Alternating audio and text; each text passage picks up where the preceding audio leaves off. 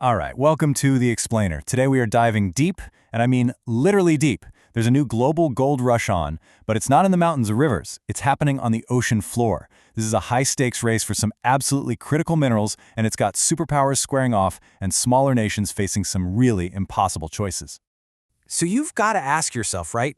What kind of treasure could possibly be lying 4,000 meters underwater that is so valuable, so essential, that it's actually reshaping global politics and is being called the key to our green future? Well, here they are. They're called polymetallic nodules. And yeah, they pretty much look like potatoes, just, rocky ones.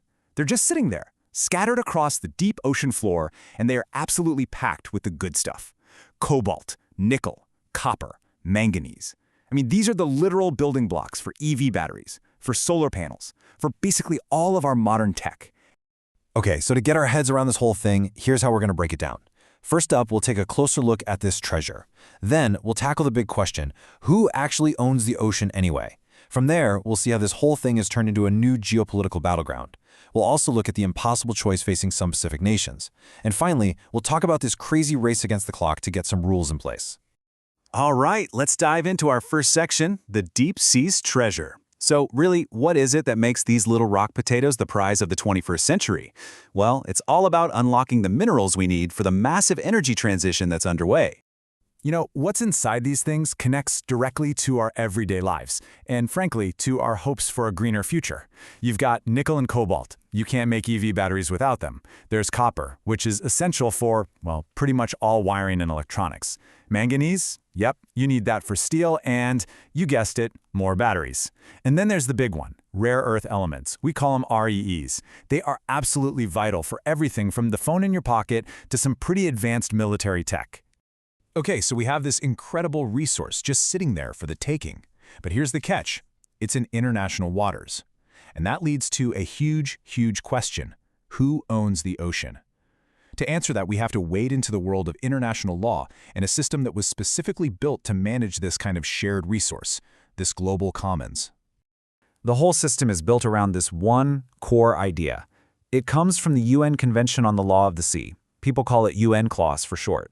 And the principle is this: the deep seabed is the common heritage of humankind. Think about that. It means it belongs to everyone. No single country can just plant a flag and claim it. The idea is that these resources have to be managed for the benefit of all of us. So who's the manager? Who's the ref? Well, that would be this organization, the International Seabed Authority, or ISA. The UN set them up specifically to be the global referee for all of this, to organize, control, and regulate any mining activity out there in the deep sea, and to make sure the benefits are shared fairly. This whole thing has been a long time coming. I mean, look at this timeline. These nodules were first discovered way back in 1873.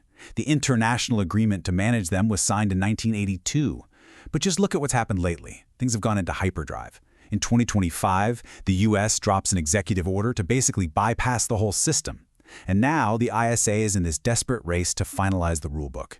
Things are moving really, really fast. And this is a really crucial point. The ISA's official rulebook, they call it the mining code, it's not even finished. I mean, they have rules for exploring, looking around to see what's there. Those have been in place for a while. But the rules for actual commercial exploitation, digging this stuff up to sell it, they're still being fiercely debated. And that is the ticking clock at the very heart of this story. And all of this brings us right to our next section, a new geopolitical battleground. Because let's be real, this scramble for resources and rules isn't happening in some peaceful cooperative bubble. Oh no, the massive rivalry between the US and China, it is now officially moved to the bottom of the ocean. So why this sudden mad dash from the United States? Well, this chart right here pretty much says it all. As of 2024, China controls 60% of the global market for rare earths. But here's the real kicker. They process a staggering 90% of them. That gives Beijing an incredible amount of leverage, a chokehold really, over the supply chains for everything from green tech to military hardware. So, faced with that reality, the US decided it had to do something. And in April of 2025, it made a really dramatic, go-it-alone kind of move. And you really don't have to read between the lines to figure out why. The executive order spells it out in black and white. The whole point is, and I'm quoting here, to counter China's growing influence over seabed mineral resources and to ensure United States companies are well positioned. I mean, it doesn't get much more explicit than that. This is a straight-up geopolitical and economic power play. Now, this is where things get really controversial. See, the U.S. never actually signed on to that UN Law of the Sea Treaty, so it's not a member of the ISA. And by issuing this order, the U.S. government is basically saying its own companies can go mine in international waters, completely sidestepping the global system that everyone else agreed to. It's a move that really throws a wrench into that whole common heritage of humankind idea. But it's not just about the US and China. There are other major players here, and for many Pacific Island nations, this isn't some abstract geopolitical chess game. This is about survival. And that brings us to what we're calling the Pacific's impossible choice. Do you go for economic survival, or do you prioritize environmental preservation? And the region is completely torn on this. I mean, deeply divided. On one side, you've got countries like Nauru, Tonga, and the Cook Islands. They're actually sponsoring mining applications, really hoping this will be a new economic lifeline for them. But on the other side, you have nations like Palau, Fiji, and Vanuatu. They're pushing for a total pause, a moratorium, because they're terrified of the irreversible damage it can cause to the ocean they depend on. So you might be wondering, why would any country take such a massive environmental risk? Well, this number offers a pretty big clue.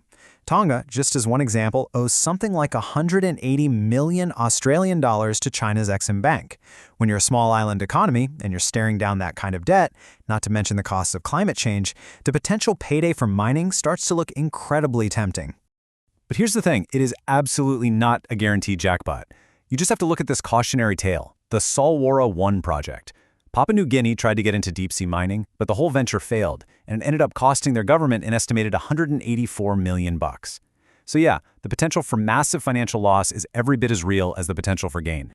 And all of this, the geopolitics, the economic pressures, the environmental risks, it all brings us to our final section, racing against the clock.